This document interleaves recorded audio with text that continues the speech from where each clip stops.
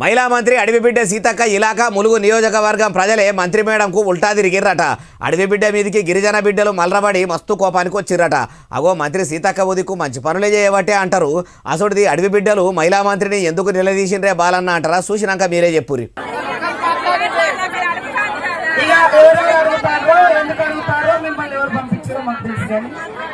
ములుగు జిల్లా కన్నాయిగూడెంలో పంచాయతీ ఎన్నికల ప్రచారానికి పోయిన మంత్రి సీతక్కను మహిళలంతా మాకు పథకాలు ఎప్పుడు ఇస్తారు మేడము, చాలా మందికి ఇందిరమ్మ ఇల్లు రాలేదని 6 గ్యారెంటీలు ఇంకెప్పుడు అమలు అయితే అని ఇట్లా అడుగుతుంటే మేడం ఇట్లా అన్నదట.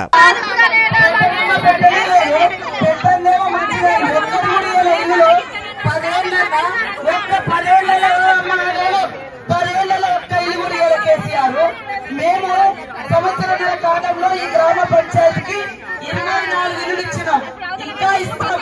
ఈయనరా మంత్రి మేడం మైకు పట్టి మొత్తుకుంటుంటే మేము ఇందిరమ్మ ఇల్లు ఇచ్చినామని చెప్తుంటే చెప్పిన కాడికి సాల్తీ అమ్మ అన్నట్టు అడవి బిడ్డలు ఎవ్వరు కూడా మంత్రి మేడం మాటనే పట్టించుకుంటలేనట్టు అనిపిస్తలేదు. అమ్మ మంత్రి సీతక్క మీరు ఈ అడవి బిడ్డల ఆలతు మారుస్తారని ఆశతోనే మిమ్మల్ని గిరిజన బిడ్డలంతా మంత్రిని చేసిర్రు. కారు పార్టీ ఏలుబడిల 10 ఏళ్లలో ఎవరు పట్టించుకోలేదు. కాంగ్రెస్ సర్కారు ఏలుబడిలకు వస్తేమన్నా మార్పు వస్తుందని ఆశతోని మిమ్మల్ని గెలిపించుకుంటే ఏలుబడిలకు వచ్చి ఇన్ని దినాలు అవుతున్నా ఎల్లే గొంగడి ఏడున్నదంటే వేసిన దగ్గరనే ఉన్నదన్నట్టు చేయబడితిరి. పేరుకు ప్రజాప్రభుత్వం అని చెప్పుడే తప్పితే చేసేది ఏం లేదా? పోడు భూములకు పట్టాలు ఇస్తామని అంటిరి, అమలకలకు నెలకి 2500 రూపాయలు ఇస్తామని అంటిరి. ఇప్పటి వరకు ఏ పథకం పురాగా సురువైంది లేదా? ఎవరికి ఇచ్చింది లేదా? ఇప్పుడన్న యుగురంతో మొదలు అమలకలకు ఇస్తామన్న పథకాలను కొలాయించుర్రి మేడము, లేకుంటే కారు పార్టీకి పట్టిన గతే మీ కాంగ్రెస్ పార్టీకి పట్టేటట్టున్నదంటుర్రు. ఏము చటిన్నోళ్ళు.